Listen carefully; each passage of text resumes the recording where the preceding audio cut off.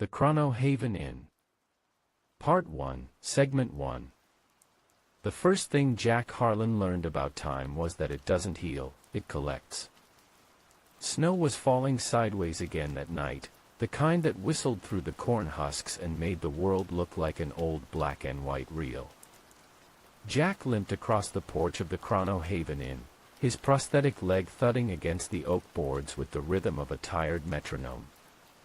The lanterns out front flickered, not from the wind, but from interference. He could tell. The light always twitched when the air got thick with echoes. He keyed the lock, stepped inside, and the storm shut itself out like a closing coffin lid. The lobby smelled of cedar, burnt coffee, and ozone. The old grandfather clock by the desk was ticking backward again. Jack sighed, unholstered his sidearm, and reset the pendulum with a tap of his thumb. "Back to zero, old man," he muttered. "Let's keep it linear tonight." A faint metallic chime answered from somewhere deep in the hall. Not the clock, something else moving. Jack adjusted the strap of his eye patch and glanced toward the security monitor behind the desk. 6 camera feeds flickered in monochrome: the lobby, the dining hall, the stairwell, the boiler corridor, the roof hatch, and the sealed door on the top floor, Suite 666. Each feed pulsed in different time signatures, like they were being streamed from 6 separate centuries. He poured himself a cup of lukewarm coffee and sat down, the chair creaking under his weight. Rosa Valdez appeared in the doorway behind him, cigar smoke curling from her lips. "You reset the clock again, Carino," she rasped. "Was going counter-rotational. Then something's close." She tapped ash into a glass tray. "You feel it?" Jack nodded. "Like pressure on my chest." "Temporal surge," she said. "Maybe one of them drifted in early." Jack set his mug aside and reached for the radio. "Crow, you there?" A hiss, then the slow, deliberate voice of Elias Crow came through, smooth, calm, the kind of tone that could hypnotize you if you weren't careful. "Always, Mr. Harlan. I take it the perimeter sigils are fading again." "Yeah." "Lights flicker, clock reversed, air's thick." "Understood. Keep your line steady. I'll retune the field from below. Do not, under any circumstance, open the suite." Jack smirked dryly. "Wasn't planning on it." Crow's voice softened. "Good. Because it's hungry tonight." The transmission cut. Rosa gave him a look that said, "We've been through this before. You ever think about leaving, Jack? There are easier jobs for a one-eyed soldier." He smiled faintly. "And let the world deal with this place on its own."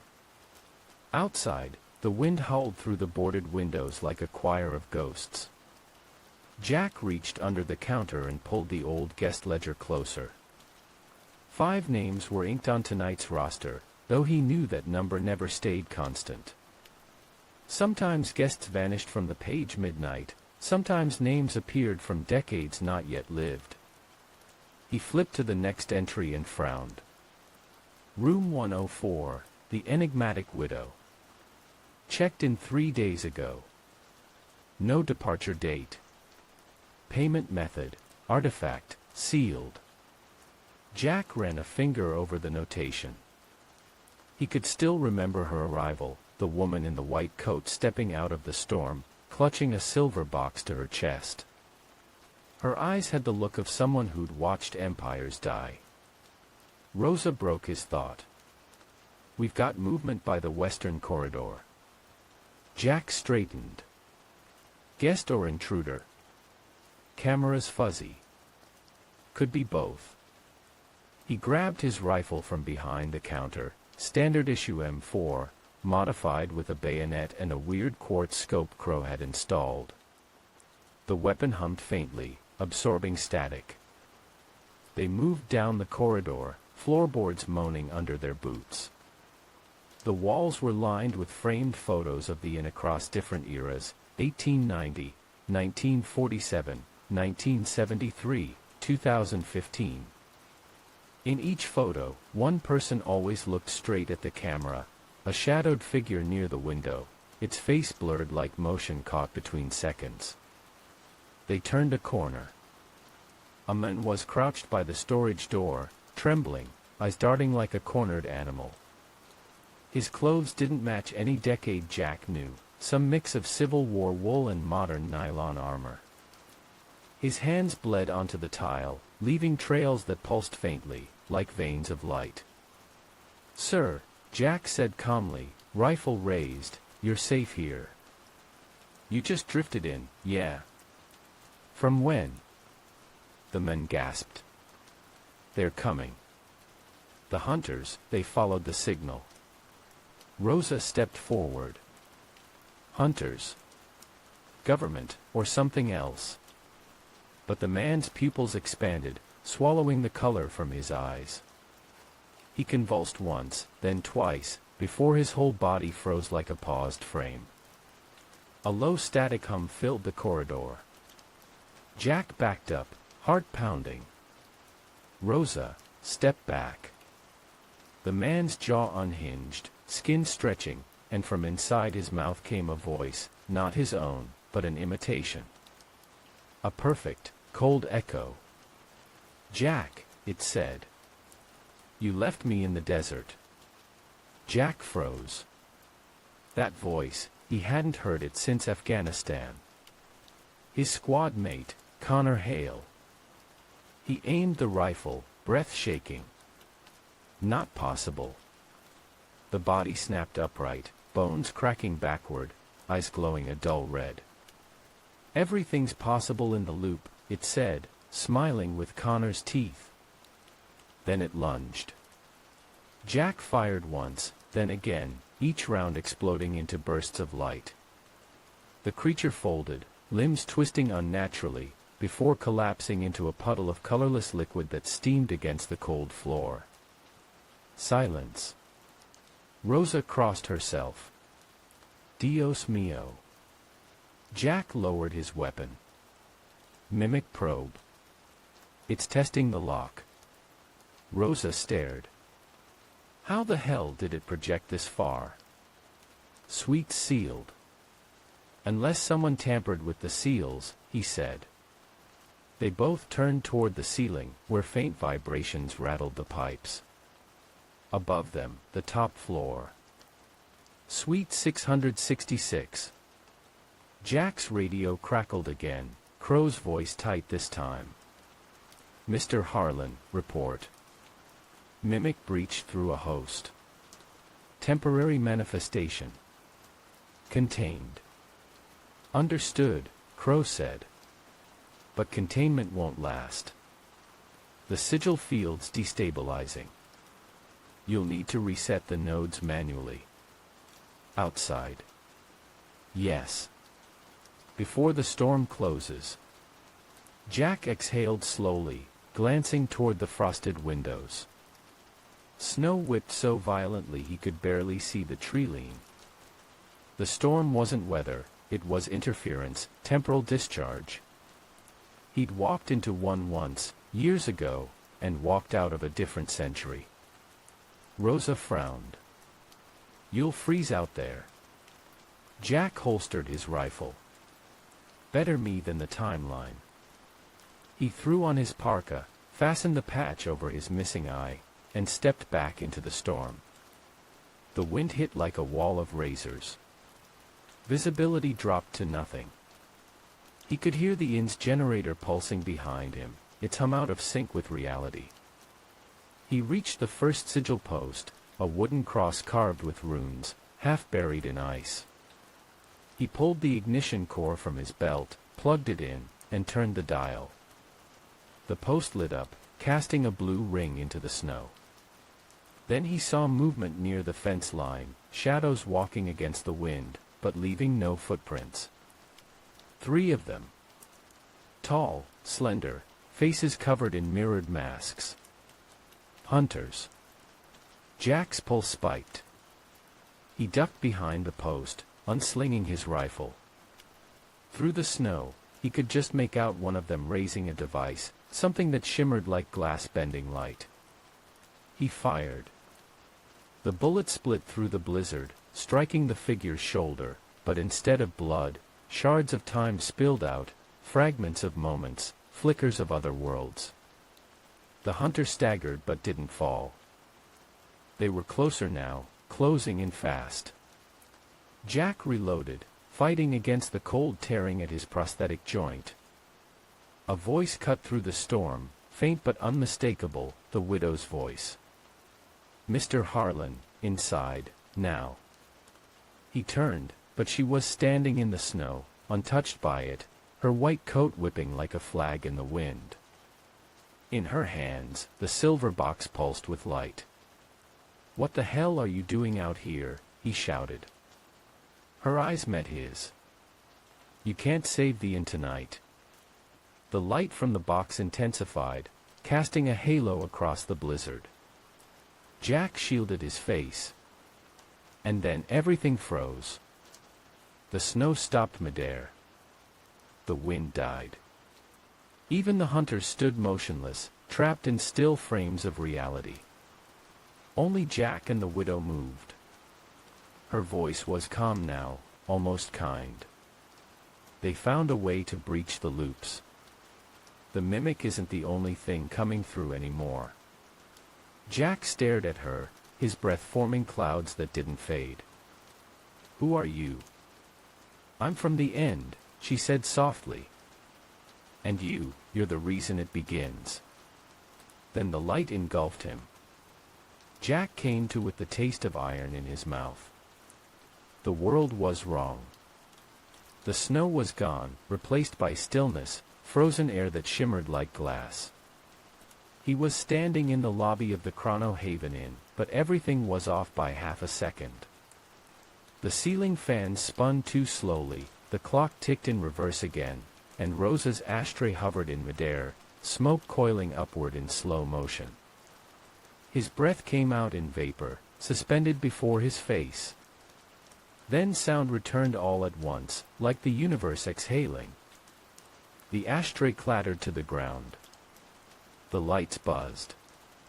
The clock struck 13. Jack staggered backward, leaning against the reception counter. Jesus Christ! He checked his wristwatch. It was spinning, the hands rotating counterclockwise so fast they blurred. The date will flickered through years, 1987, 2034, 1909, then stopped on 1961. Footsteps echoed down the hall. Rosa appeared from the corridor, shotgun in hand, her face pale and eyes wild. "You disappeared, Jack." "For 2 hours." 2 hours. "I was outside for," he looked toward the frosted window, "for less than a minute." "Clock says different." She glanced nervously toward the stairwell. And the suite's humming again.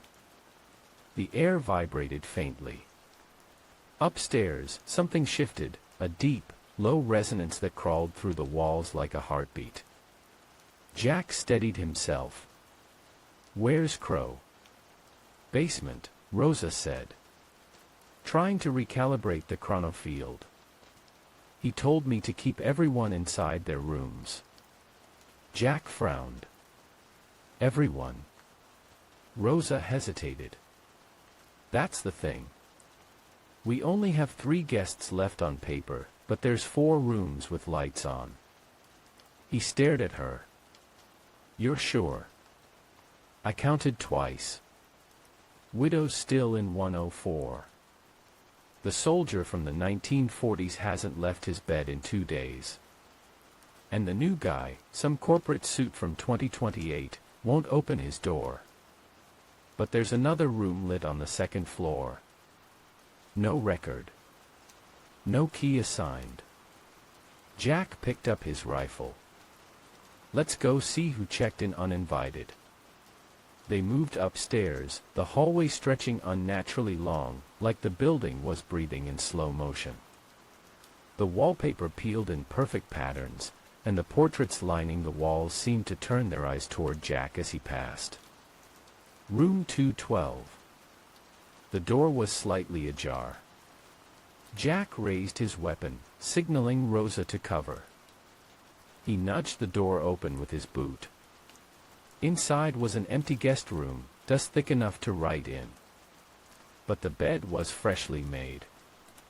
Steam drifted from a cup of coffee on the nightstand. And sitting in the chair by the window was Jack. Same eye patch. Same uniform. Same scar. The other Jack looked up slowly, one eye burning amber in the dim light. "You're late," he said. Rosa whispered, "What in God's name?" Jack kept his rifle trained. "Move and I shoot." The copy smirked. "Wouldn't make a difference. We share the same pulse." Jack's finger twitched on the trigger. "You're not me." "No," the copy said softly. "I'm the version that never made it back. Afghanistan, 2010. You left me in that bunker. I bled out, Jack. And now you're just walking around, pretending it didn't happen." Jack's vision swam. He remembered the explosion, the heat, the ringing, the screaming radio static. He dragged Connor's body out, but not everyone else. The copy stood, moving with the same limp. "You can't seal time with guilt. It leaks through the cracks." Rosa's voice was trembling. "Jack, this isn't real." He fired. The bullet hit center mass, but the figure shattered into light, dissolving into the air like dust in sunlight. Then the mirror across the room cracked, spiderwebbing outward, and behind the broken reflection, something pulsed. A shape, shifting beneath the glass, watching them. The mimic. Jack stepped forward, staring at the fractured reflection. His own distorted image moved a fraction late, mouth opening half a beat after his. "Rosa," he said quietly, "get Crow on the radio." She fumbled with the transmitter, static flaring. "Elias, it's breaching again." "It's..." The radio screamed, then burst into sparks. The reflection smiled. Not Jack's smile, something wider, hungrier. A voice came from the mirror, layers of tones blending together. "He's closer than you think." Then the mirror shattered outward. Rosa fired instinctively, buckshot ripping through the shards, but the thing was already gone. Jack backed away, breathing hard. "It's probing me now. Using my memories." Rosa grabbed his arm. "Jack, this isn't just memory play, it's possession-level mimicry. It's trying to anchor." He clenched his jaw. "Then it's looking for an open door." A thunderclap boomed outside, rattling the windows. The lights flickered red, emergency mode. The inn's generator was switching cycles. They ran back downstairs, where the whole building vibrated with an unnatural hum. The lobby clock spun violently, gears grinding. Every wall-mounted photo was changing, the faces inside morphing through decades. The inn was phasing again, shifting between timelines. Crow's voice echoed through the intercom, calm but strained. "Everyone remain where you are. Do not look at the mirrors. Repeat, do not." The transmission cut with a metallic screech. Jack grabbed the lantern and headed for the basement hatch. Crow's losing control. Rosa shook her head. "Jack, if it's spreading, we need to lock it down, not go deeper." He looked back at her. "If I don't reset the anchor, this whole building will collapse into itself. We'll be ghosts before dawn." The basement stairs creaked under his boots, every step sinking deeper into cold. The smell of iron thickened. By the time he reached the bottom, the walls were sweating moisture that glowed faintly blue. The generator room looked like something out of a nightmare Cold War lab, machines pulsing with vacuum tubes, dials spinning on their own, wires snaking across the floor like veins. In the center, Elias Crow stood before the main console, his black coat flaring in the heat of the lights. "Jack," he said without turning, "you shouldn't be here." "Neither should this," Jack growled. "The mimic's out again. It's using my past." "What the hell did you do?" Crow adjusted a lever, sparks flying. Containment field destabilized when the widow opened her relic. "She's from a breach point, far future.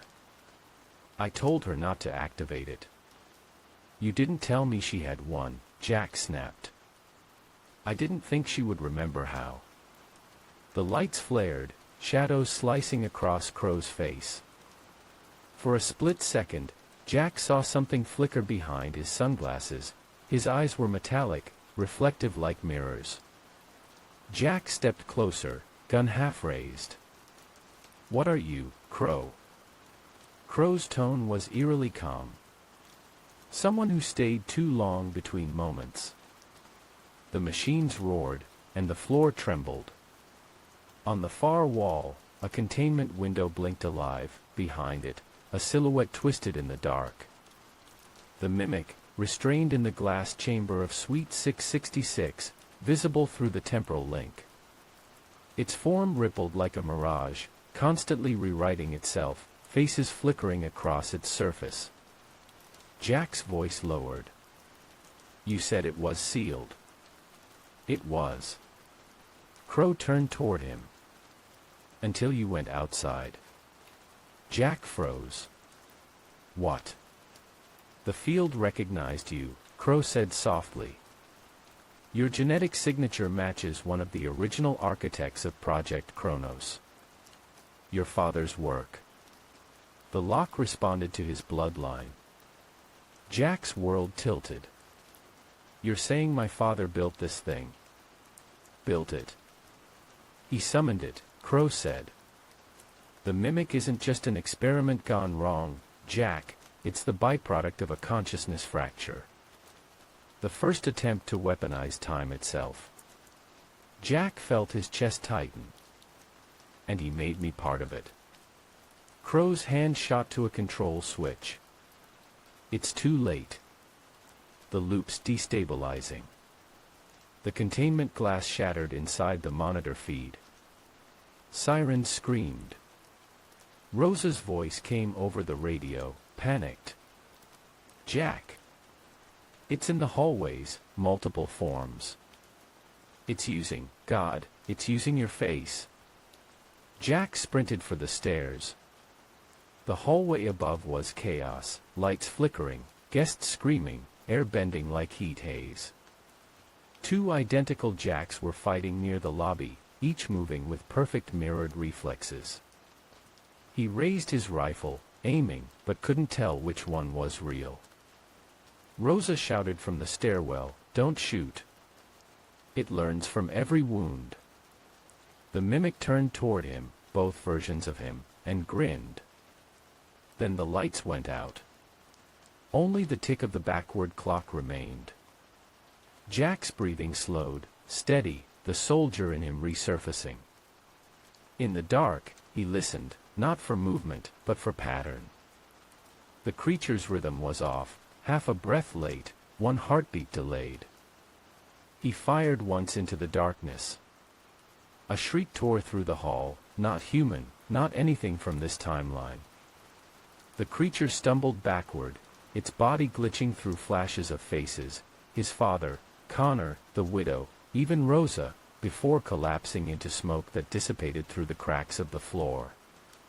Silence. Jack stood still for a long time, gun smoking, heart hammering. Rosa appeared beside him, flashlight trembling. "Did you kill it?" Jack shook his head. "No. It doesn't die." "Then what did you do?" He looked up toward the stairs leading to Suite 666. I pissed it off. The clock chimed once, 13 again, and the storm outside began to rise. From the broken window, the faint sound of a woman's voice echoed across the snow, carried by the wind. If you see the inn, run. Jack turned toward the sound, eyes narrowing. He could feel it already, the next shift coming. Morning was an illusion. The storm had stopped, but the sun refused to rise. The world outside the Chrono Haven Inn glowed a dull amber, like someone had stretched the hour before dawn into eternity. Snow blanketed the fields, smooth and untouched, yet every few minutes a ripple crossed its surface, as though something large was moving just beneath it. Jack Harlan stood by the window of the lobby, coffee mug trembling in his hand. His reflection in the glass blinked a second too late. Rosa sat nearby, cleaning her shotgun with the kind of precision only fear can teach. Her hands shook, but the ritual kept her sane. "You haven't slept," she said without looking up. "I did," Jack muttered. "Just not in this timeline." She gave a dry laugh. "Cute." The grandfather clock behind them had stopped ticking at 6:13 a.m., and had stayed there for over an hour. Jack wasn't sure if it meant time had frozen or simply refused to cooperate. Crow was gone. His coat was found draped across the basement railing, the rest of him vanished without a trace. All that remained was a single black glove on the control panel, the leather stiff and burned at the fingertips. Jack had seen men disintegrate before, from bombs, fire, even time loops. But the air around the glove had felt thin, like the world had taken one deep breath and swallowed him whole. Rosa broke the silence. "You think he's dead?" Jack turned from the window. "No. He's somewhere else. The question is whether he meant to go." She glanced up, eyes narrowed. "You don't vanish like that by accident." Jack said nothing. His prosthetic leg clicked softly as he moved toward the reception desk. The widow's entry in the guest ledger was still there, but her room was empty. The silver box was gone too. He flipped through the pages. A name had appeared that he didn't recognize, Dr. Harlan M. Harlan. His father's name. Written in old fountain ink. Check-in date, July 4, 1961. Jack's throat went dry. "Rosa," he said quietly. "Get the tape recorder from storage." She frowned. "Why?" "Because someone just checked in from 64 years ago." The storage room was a time capsule, old filing cabinets, rotary phones, analog monitors stacked like tombstones. Rosa cleared dust from a shelf and found the reel-to-reel recorder, its metal surface etched with a government serial code, CH-001. Jack threaded the tape. It clicked into motion with a soft whir. At first, only static. Then a voice, calm, scholarly, and unmistakably familiar. "Project Chronos, Log 17. July 4, 1961. Subject HMH reporting from Site Echo. We have achieved temporal capture. The prototype mirror is stable, though containment requires continuous power. The entity, designate Mimic, appears responsive to cognitive resonance. It learns, adapts, reflects." Jack froze. "My son's drawings seem to provoke it. I don't yet know why." Rosa's eyes widened. "He's talking about you." Jack felt his stomach twist. He could picture it, his childhood sketches, those weird mirrored faces he used to draw after nightmares. His father had kept them, studied them, fed them to this thing. The tape crackled again. "If containment fails, Initiate Protocol 13. Erase the vector host. Time itself must remain untainted. Then a noise like a scream cut the recording, followed by the sound of glass shattering, and silence. The reel spun to its end and stopped. Jack leaned back against the wall, breathing hard. He tried to warn me. Or he tried to cover his tracks, Rosa said. Either way, it's all connected to that suite upstairs. Jack nodded. Suite 666. They left the recorder running while they climbed to the second floor. Every step echoed twice, once in real time, once slightly delayed. The inn was still phasing, flickering between moments. At the end of the hall, the door to Suite 666 was sealed with iron bars and 3 chains, each etched with sigils. Frost crawled along the hinges from the inside. Jack rested his hand against the wood. It was warm. Rosa crossed herself. You really gonna open that thing? He looked at her. If I don't, it'll open itself. He slid the bolt cutters under the first chain. It snapped with a sound like cracking bone. The second chain fell easily. The third resisted. The runes on its surface glowed faintly red. Rosa stepped back. That one's Crow's work. It's tied to his pulse. If he's dead, it's unlocked. If he's alive. The chain clicked loose. Then he's somewhere inside, Jack finished. He pushed the door open. The room beyond was impossibly large, far bigger than the inn's architecture allowed. The air shimmered, bending space like a heat mirage. Furniture floated slightly above the ground, swaying gently, as though gravity had become a suggestion. At the center stood a mirror the size of a wall, framed in brass wires and flickering tubes. Its surface rippled like water. Jack stepped closer. His reflection looked back, older, eyes hollow, face scarred in ways he didn't yet understand. Don't, Rosa whispered. It's baiting you. He ignored her. Crow, he called. If you're in there, answer. The reflection tilted its head. Jack, it said. But not in Crow's voice. In his father's. Jack froze. Dad. The figure smiled sadly. You shouldn't have come here, son. Rosa gasped. That's impossible. The mirror brightened, showing flashes, Jack's childhood room, his father's lab, soldiers in Cold War uniforms. The mimic was pulling from history, stitching together a lie. But then the voice changed, quieter, pleading. They built me to save the future. But they trapped me between seconds. And now the seconds are starving. Jack felt the floor tilt. You're not my father. Aren't I? The voice said. You carry his memories. His blood. You're the continuation. The perfect loop. The glass rippled outward. A hand, human, trembling, pressed from the inside. Then another. Then 100 more. Faces began to surface, pushing against the mirror's skin, guests, soldiers, strangers, all screaming silently.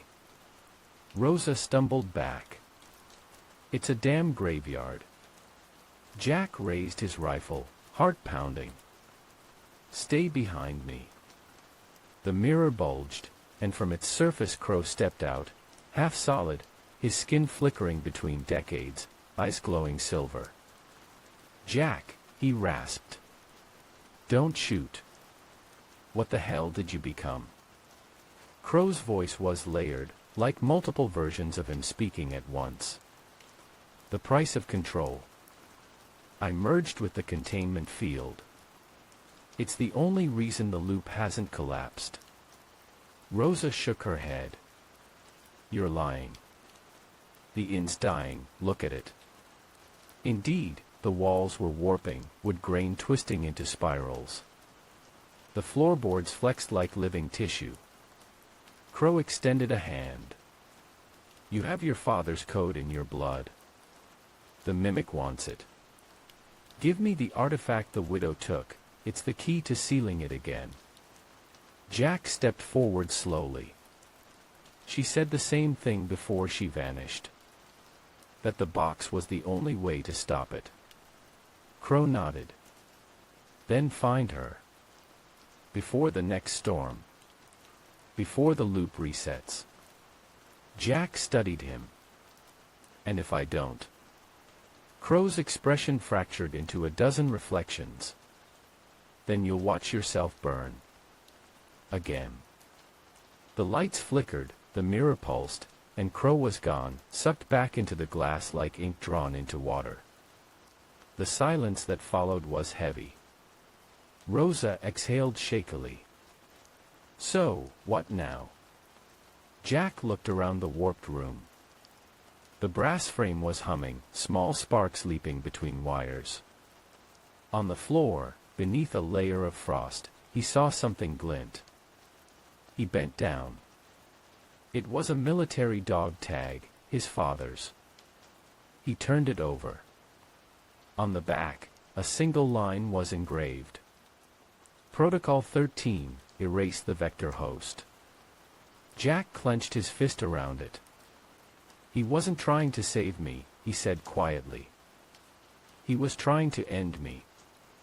A low rumble echoed through the inn, the sound of another storm forming outside. Rosa gripped her shotgun. You think it's the hunters again? Jack looked toward the window. The snow was rising vertically now, like gravity had flipped.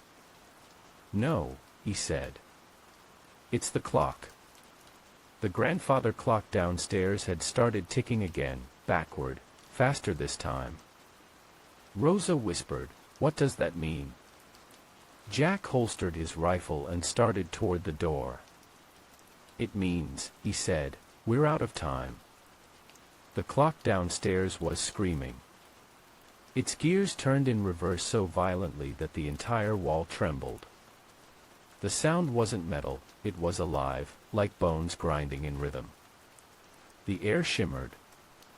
Every bulb in the hall flickered until light itself began to stutter. Jack Harlan grabbed the banister as the floor rippled underfoot. Rosa clung to the wall, shotgun slung over her shoulder. Jack, what's happening? Time inversion, he grunted. The inn's folding back on itself. Then we run. We can't, he said. If we move too far from the core, we'll lose our temporal anchors. We'll end up ghosts.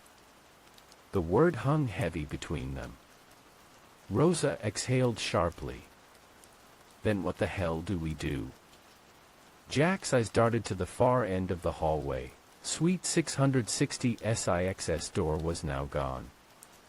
The entire section of the corridor had stretched into a blur of wood and fog.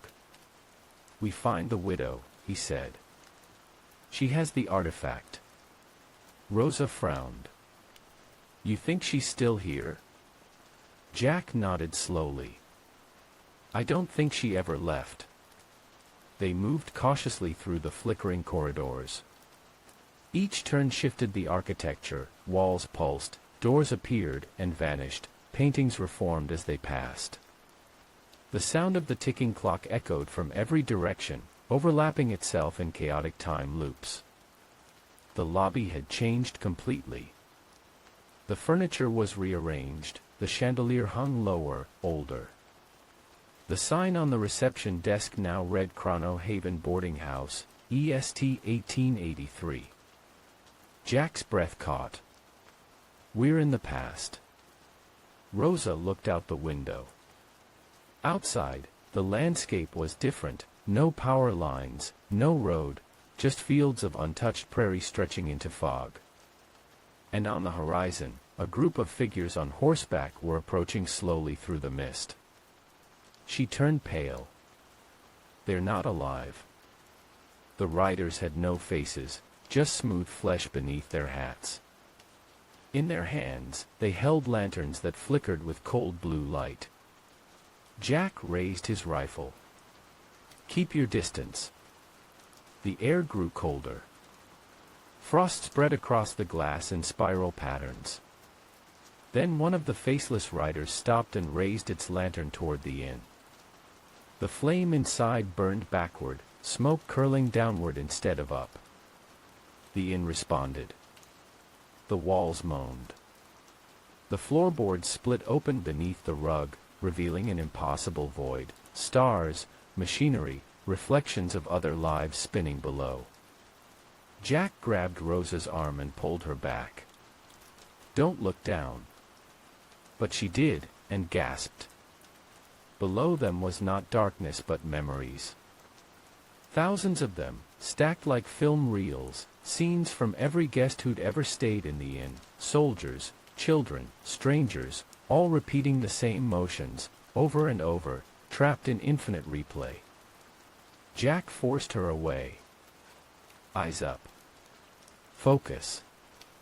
"Jesus, Jack, this place isn't a building, it's a machine." He nodded grimly. "A chronal stabilizer. The government built it over a rift. My father turned it into a containment facility. For the mimic." "For the loop," Jack said. "The mimic came after. Like infection after a wound." A soft voice interrupted them. "You're finally seeing it, aren't you?"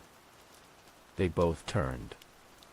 The widow stood at the base of the stairs, her white coat glistening like porcelain under the warped light.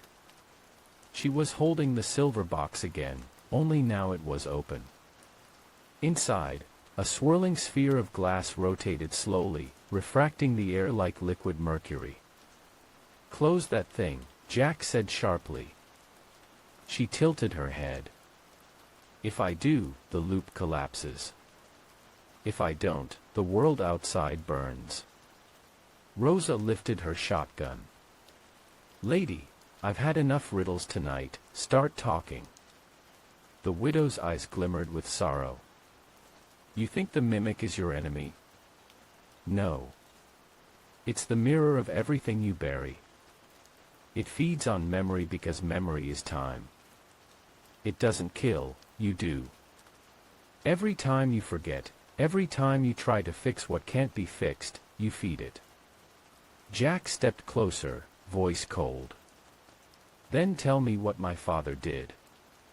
She sighed. "He tried to stop time from dying. But time isn't a straight line, Jack, it's a heartbeat. It needs loss to keep beating. He refused to let go of his son. He built this place to hold you forever." Jack's chest tightened. "That's not possible. I was never here before." The widow opened the box wider. The silver sphere glowed brighter, and suddenly the lobby shifted again, morphing, melting. Now they were standing in a military laboratory. The same inn, stripped of its old furniture, filled with Cold War computers and men in white coats. A younger version of Jack's father stood before the mirror that would one day become Suite 666. And there, on a hospital bed, lay a small boy. "Jack." Rosa gasped. "Oh my God." The younger Dr. Harlan was whispering to an assistant. "His body's stable, but the synaptic connection hasn't returned. I can keep his consciousness alive inside the mirror field. Just until we fix the breach." The assistant looked horrified. "Sir, that's not preservation, it's entrapment." "I'll risk eternity before I lose my son," Dr. Harlan snapped. Jack stumbled back, shaking. "No, no, this isn't real." The widow's voice echoed softly. "It is. You never left this place, Jack. You've been living in the containment loop for 40 years. Your war, your injuries, your memories, they're projections built from echoes of who you were. Jack's head spun. You're lying. Am I? She stepped closer, and for the first time he saw the reflection of himself in her eyes, older, fragmented, hollow. The world flickered again. The lab vanished, replaced once more by the decaying inn. The sphere dimmed, but the damage was done.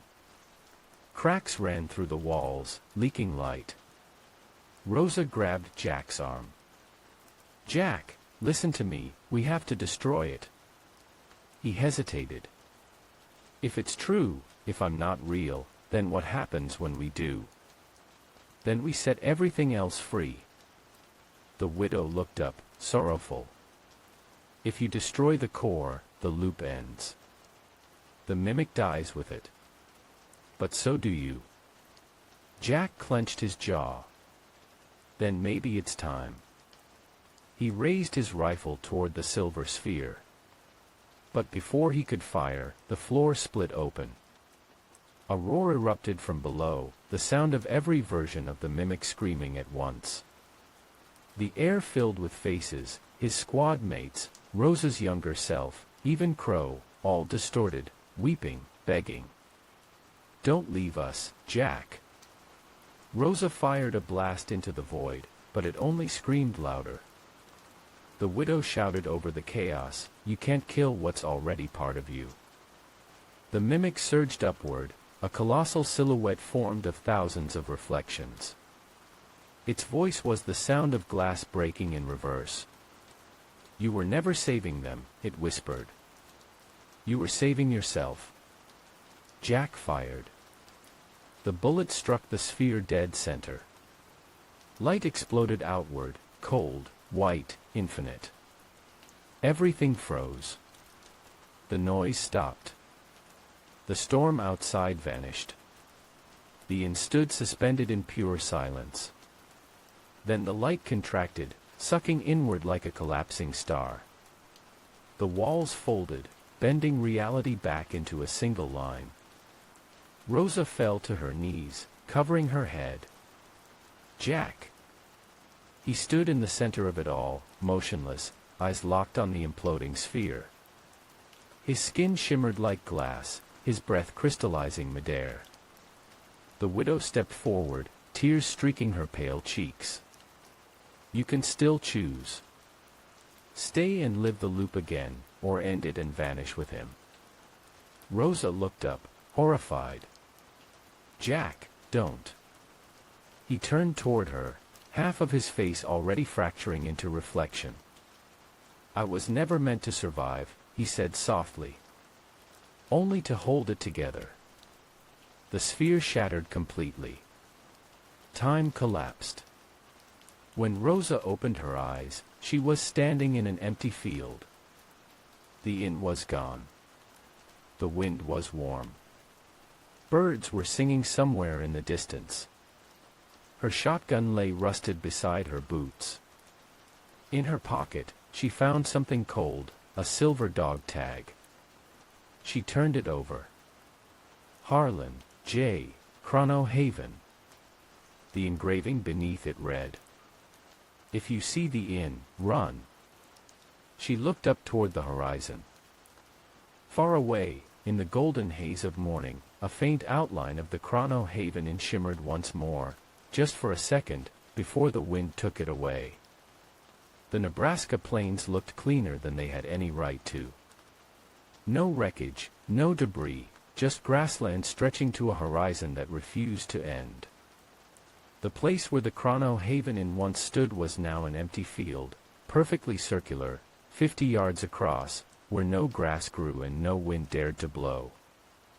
Dr. Mara Kent adjusted her respirator and stepped into the circle. Her Geiger counter crackled once, then went quiet, as if the air itself were holding its breath. Division 13, Site Echo confirmed, said Agent Sloan behind her. No visible structure. Just like the SAT images. Kent crouched, brushing a finger along the dirt. It was warm. She looked up.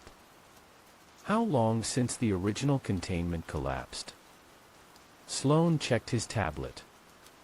17 years to the day. July 4th. Kent's eyes narrowed. Independence Day. Patriotic ghosts, Sloane muttered. They walked toward the center, passing the faded outline of what looked like a foundation scar, a circle of charred stone. Kent placed a sensor spike and watched as the data flickered across her HUD. Magnetic field fluctuation, she murmured. Like something still spinning under the soil. Sloane frowned. Could be a generator fragment. Or a heart. The radio on Sloane's belt crackled. Base to Echo Team. Be advised, satellite imaging shows an energy anomaly. Approximate pattern matches prior chrono signature. Kent exchanged a look with Sloane. We have a match then. He grimaced. Meaning? She smiled thinly. Meaning it's still alive. They set up the containment tents by nightfall.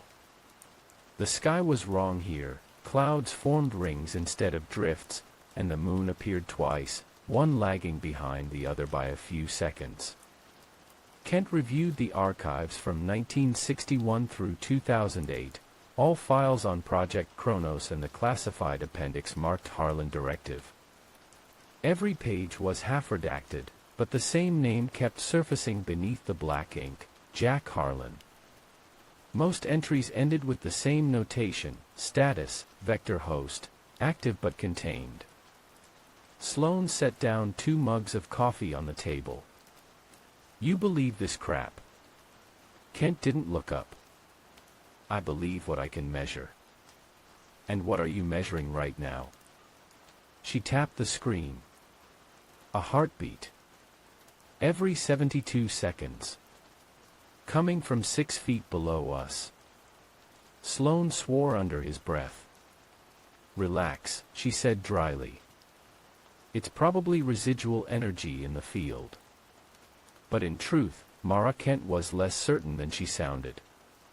She had read the psych files on Harlan, Special Forces veteran, PTSD, missing since the chrono collapse. No body recovered. Yet the EM signature matched human brainwave frequencies to 3 decimal points. At 22:13 hours, the monitors flared. Every sensor spike lit up in sequence. Sloane grabbed his headset. Base, we have surge activity at Echo Core. Static. Then a voice came through, distorted but clear. If you see the inn, run. Kent froze. Who said that? The voice repeated, fainter this time. Run. The lights in the tent died. Outside, the sky was glowing. Not light, memory. Images flashed across the clouds, a man in uniform, an old hotel lobby, a mirror cracking like ice. Sloane stumbled back. Jesus, what is that? Kent was recording everything. The loop's reconstructing. We're inside its echo. The ground shuddered. A faint outline began to rise from the dust, timbers, walls, staircases forming from light and ash. The Chrono Haven Inn was rebuilding itself in silence. They stood at what used to be the front door. It was half there, half not, like a hologram with weight. Kent touched the handle. It was cold. Too cold. She looked back at Sloane. If anything comes through that isn't us, you shoot first. He nodded grimly. You really plan to go in? I have to see what's still looping. She pushed the door open. The air inside smelled of dust and ozone. Furniture floated an inch off the floor. Footprints glowed faintly in the carpet, 2 sets, one large, one small. Kent followed them to the lobby counter. The ledger lay open, ink fresh and wet, spelling out a name that hadn't been written by any human hand. Dr. Mara Kent checked in. Her pulse spiked. "Sloane, do you see this?" No answer. She turned. He was gone. Only the static of his radio remained, looping the same word over and over: "Run, run, run." A shadow moved behind the reception desk. Mara. She spun around, gun raised. It was Jack Harlan. Older. Or maybe younger. The lines on his face shifted with the light, as if each second was a different year. His right eye was gone, but the patch glowed faintly from within. "You shouldn't have come back," he said. She swallowed. "You're dead." He smiled sadly. "I was. Now I'm memory." He stepped closer, each footfall echoing twice. When the loop collapsed, I held it just long enough for the world to reset. But part of me stayed. I keep the balance. Until someone disturbs it. Kent's hands shook. "You mean me?" "You opened the door again," he said. "And the mimic followed you through." The mirror behind him flared. Reflections split and danced like fireflies. One of them wore Sloane's face, smiling too wide. Kent backed up. "Where is he?" Jack's voice was flat. "He's gone. But he'll walk in soon." "What do you want from me?" "Finish it." He tossed something onto the counter, a dog tag, twin to his own. The words were etched in reverse. Kent picked it up and read it aloud. "Protocol 13, erase the vector host." Her stomach turned. "You're asking me to kill you?" He nodded. "If you don't, it spreads again. The mimic is hungry, and I'm the meal." The mirror cracked behind him. Dozens of versions of Jack appeared inside: soldier, child, manager, ghost, all speaking in unison. "If you see the inn, run. If you see the inn, run. If you see the inn." The chant grew louder, filling the room like a storm. Kent covered her ears. "Stop it." Jack reached out, gripping her wrist. His skin was cold, hard, like glass under pressure. "End it, Doctor.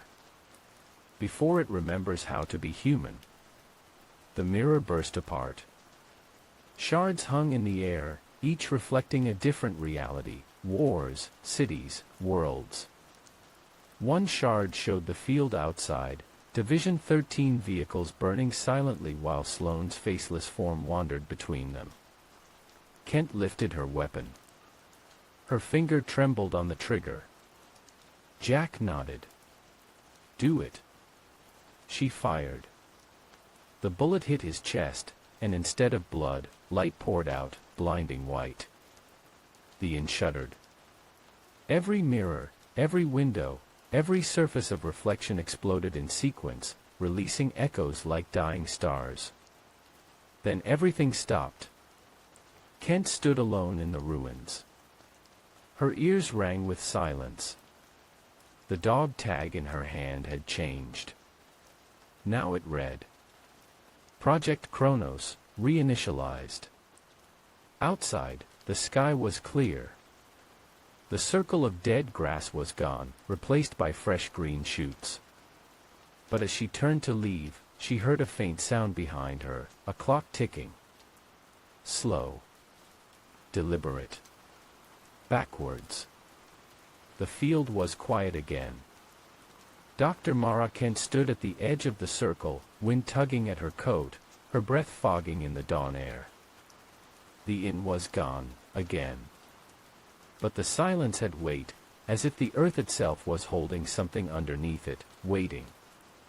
The dog tag in her hand glowed faintly, pulsing once every few seconds like a distant heartbeat. Her radio crackled, the only sound left in the world. Mara, do you copy? It was Sloane's voice. Come. To come. She pressed the transmitter. Sloane. Jesus, where are you? I thought. You shouldn't still be here. Her pulse spiked. Where are you? Inside, he said. She turned toward the circle. The sunlight shimmered, and for a brief moment, the outline of the Chrono Haven Inn flickered into view, transparent, wavering, like a mirage in the heat. It's starting again, Sloane said. Time never ends, Mara. It just remembers. And then his voice faded into static. Kent dropped the radio. No, she whispered. Not again. She ran toward the center of the field, but her boots met no resistance. One step, and the world folded in on itself. When she opened her eyes, she was standing in the lobby of the inn. Whole. New. Alive. The clock was ticking normally again. The lights were warm. Outside the window, snow fell softly. A bell chimed. She turned, the front door had opened, and a man was stepping in through the snow, shaking frost from his shoulders. He wore a worn army jacket, a patch over his right eye. Checking in, he said. Her breath caught. Jack. He looked up at her, one eyebrow raised. Do I know you, ma'am? Her heart stuttered. His face was younger, his eyes alive and clear. This wasn't the ghost she'd seen, this was him, before the collapse, before the war, before the loop. She forced a smile. First time here. He nodded. Yeah. Storm caught me on the highway. Place looked open. She swallowed. Welcome to the Chrono Haven Inn. He smiled faintly. That's a hell of a name.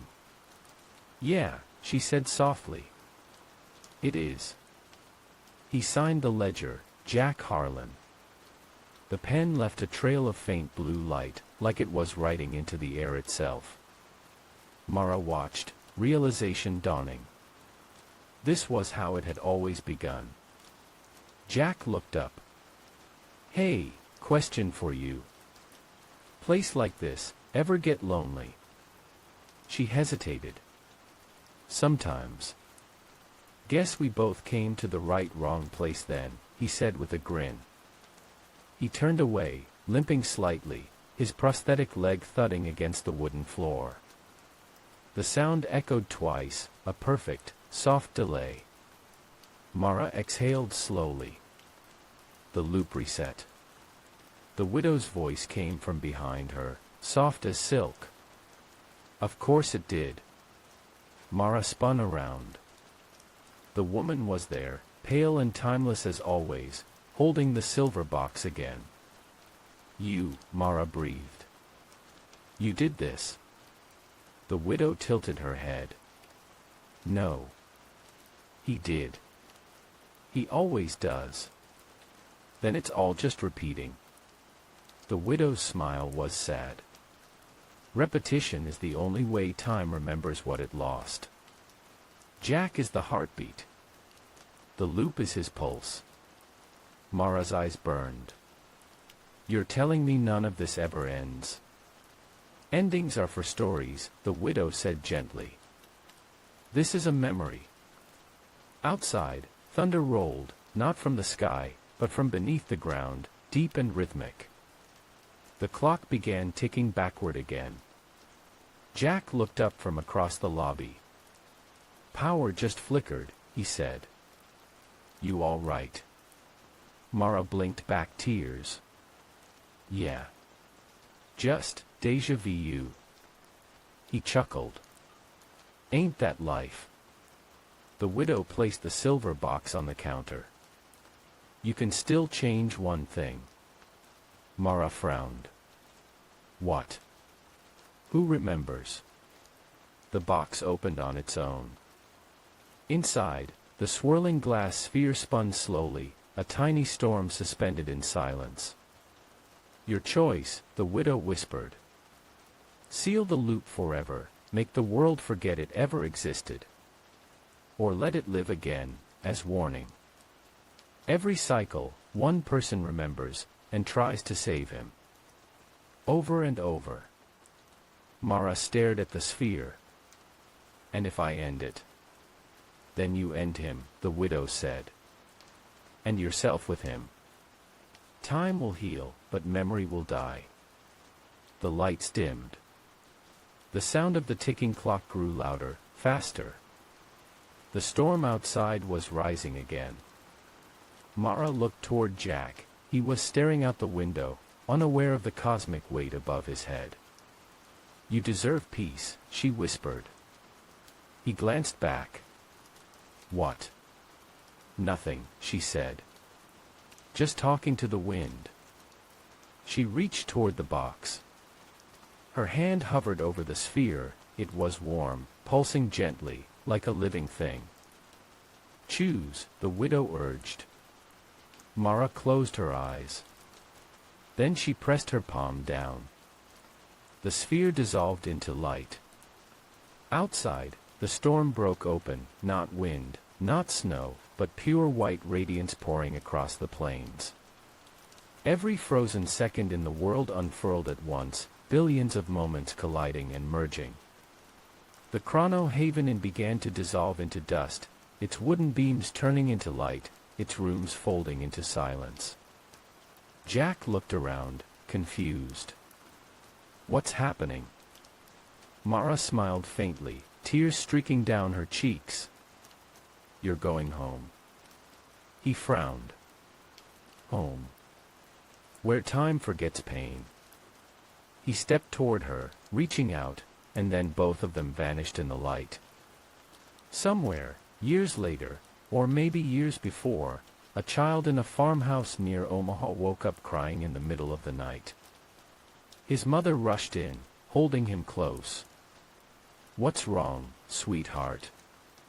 He wiped his eyes. "I saw a man in the snow. He was looking for something." His mother smiled softly. "Just a dream, baby." The boy hesitated. He said, "If you see the inn, run." Back in the plains, the field was empty again. Only the wind moved, whispering across the grass. And for a moment, just a heartbeat, a single chime echoed through the air. A bell. The front desk bell of the Chrono Haven Inn. Then silence.